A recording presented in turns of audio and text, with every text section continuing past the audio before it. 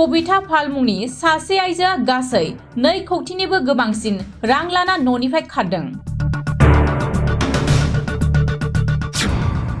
नोंथाङा 1 लाख रांनि बिगोमा जानो गोसो दं नामा?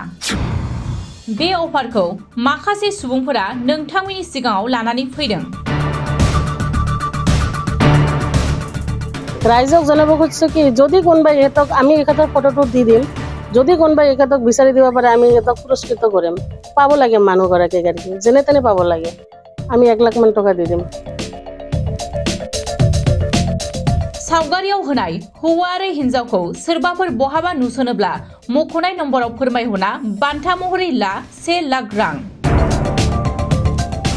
माखासे सान सिगाङाव गसाइगाव सहरनिनो थागिबि सहदेव फाल आरो बिनि बिसि कविता फाल सानैजों फालांगि खालामनायनि मुङाव गसाइगावनिनो माखासे सुबुंफोरनिफ्राय दाहार लानायनि मुङै गासै 2 कौटिनिबो गोबांसिन रां लानानै खारखोमाना दं। रां लानानै खारजानाय सुबुंफोरा फोरमायनाय बायदिब्ला कविता फाल मुंनि आइजोआ फालांगि मावनायनि मुङै बायदि गोदै राव बुंनानै सासेनिफ्राय गुबुन सासेनाव बेबायदिनो लाख रां दाहार लानानै खारखोमाना दं। बिनिखायनो सावगारियाव होनाय कविता आरो सहदेव फालखौ नुयोब्ला नैबे नम्बराव 6001923181 9127226774 आरो 8638395876 नम्बराव फोरमायहरनो हागोन आरो 1 लाख रां बान्था महरै लानो हागोन होननानै फोरमायदों जाथायजों भुगिनांनाय सुबुंफोरा। लोगोसे बिसोर सानैनि मुङाव गसाइगाव पुलिस थानायाव थगायनानै रां लानानै खारनायनि थाखाय गसरबो थिसननाय जाबाय होननानै मिथिहोदों।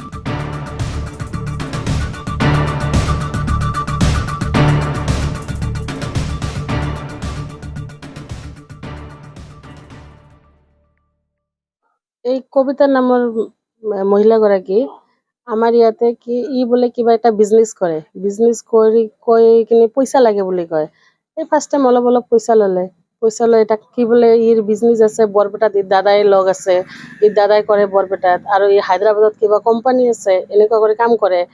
কৰি কিনে ই কি কৰে পইচা লৈ কিনে মানে অলপ বেছি দিম কৈ কিনে পইচাটো দিয়ে আৰু ডেট মতন এই পইচাটো লৈও আহি কিনে ই আৰু এই পইচাৰ লগত বেছিকে পইচা লয় আৰু মানে আজি যদি সাপোজ 2 লাখ দিলো অহাকালি ইন্টাৰেষ্ট সহকাৰে আনি কিনে ক'ব কি এইটো 5 লাখ বনাই দিয়ক, 5 লাখ বনাই দিলে ইমান টকা পাব।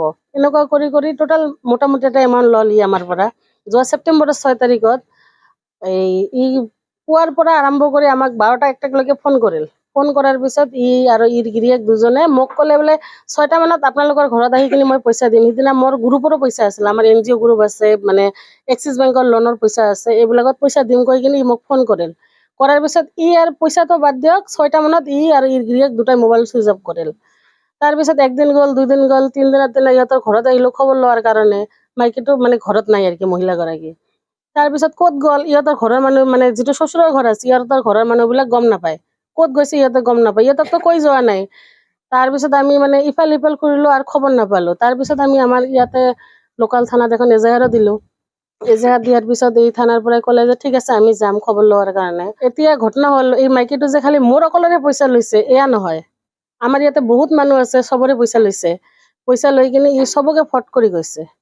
ইয়াৰ পৰা আমি বৰ্তমান ইয়াতে আপোনাক 20-25 জন মানুহ দেখাম, কিন্তু আৰু মানুহ আছে ইয়াত বহুত পইচা লোৱা আছে। মোটামুটি এমাউণ্ট নহ'লেও 2.5-3 কোটি মান টকা হ'ব। বৰ্তমান আমি ইয়াতে 1.5-2 কোটি মান টকা হৈছে আর কি। আমি যিমান মানুহ আছে হিচাপ এটা করছো তো 1.5-2 কোটি মান টকা আছে। কিন্তু ই নাম্বাৰ 1 দি কৈছিল, এনি টাইম কৈছিল মোৰ দাদাই মোৰ লগত কাম কৰে। আৰু ইয়াতে আমাৰ গোসাইগাঁৱত কিছুমান মানুহ আছে ইৰ লগত জড়িত আছে, আমি গম পাইছো। গম পালেও ইক নোপাক লৈ আমি একো ক'ব পৰা নাই, কাৰণ আমি কিছুমান মোটা এমাউণ্টৰ টকা আৰ কি আমি বেলেগ মানুহৰ একাউণ্টত লেনদেন কৰছো। আৰু একাউণ্টবিলাক এইবিলাক কিছুমান একাউণ্ট ওলাইছে শ্বেয়াৰ মাৰ্কেটৰ একাউণ্ট বুলি ওলাইছে, মানে ডিটেইলছটো ওলাৰ পাছত এখানে মাইকীটোক পালেহে আমি কিবা একটা ব্যৱস্থা কৰিব পাৰিম। তাৰ মহিলাগৰাকীৰ নাম হৈছে কবিতা পাল আৰু গিৰিয়েকৰ নাম হৈছে সহদেৱ পাল। ৰাইজক জনাব খুঁজছো কি যদি কোনোবাই ইহঁতক আমি ইহঁতৰ ফটোটো দি দিম, যদি কোনোবাই ইহঁতক বিচাৰি দিব পাৰে আমি ইহঁতক পুৰস্কৃত কৰিম আমাৰ ফালৰ পৰা। কাৰণ আমি এনে মৰি আছো, এতিয়া মানে পাব লাগে মানুহগৰাকীক আর কি যেনে তেনে পাব লাগে। আমি 1 লাখ মান টকা দি দিম আমাৰ ফালৰ পৰা, যিমান মানুহ আছো আমি সবাই মিলি দি দিম।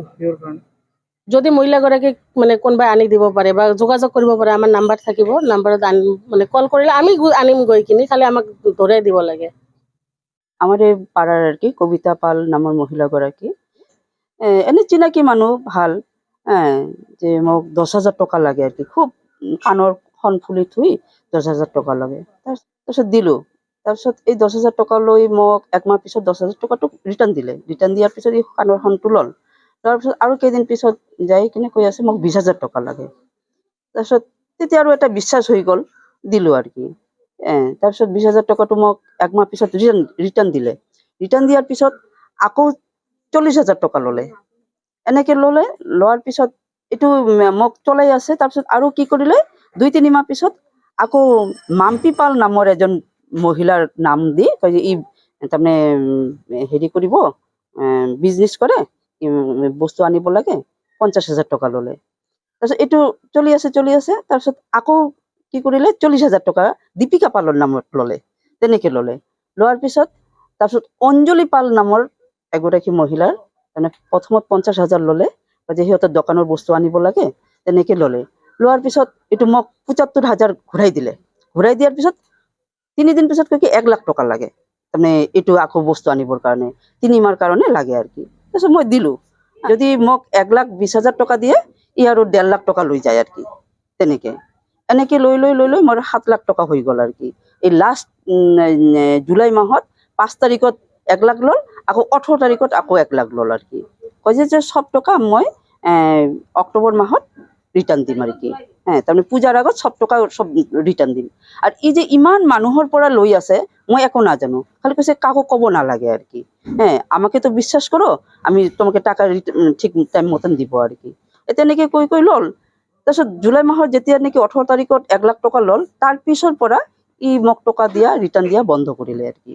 তেতিয়া আমি ফোন কৰো নাই, কয় যে টকা অহা নাই, এতিয়াও দিয়া নাই, পঠোৱা নাই, কাৰোবাৰ বোলে এক্সিডেণ্ট হৈছে, বৰপেটাত টকা পঠায়, এই যিয়ে বিজনেছ কৰে তাৰ ল'ৰাৰ বোলে এক্সিডেণ্ট হৈছে, ভৰি ভাঙিছে, হায়দৰাবাদত ট্ৰিটমেণ্ট হৈ আছে, অলপ কেইদিনমান ৰখক, মই পূজাৰ আগত সব টকা ৰিটাৰ্ণ দিম আৰ কি।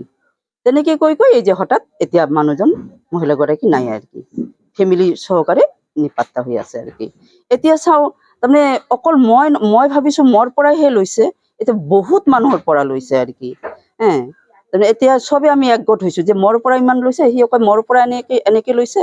সেইকাৰণে আমি আৰ কি আপোনালোকক আবেদন কৰি আছো যে যিয়ে তাৰমানে এই মহিলাগৰাকীক বিচাৰি দিব পাৰিব, এই আমাৰ ফালৰ পৰা পুৰস্কৃত কৰিব আৰ কি।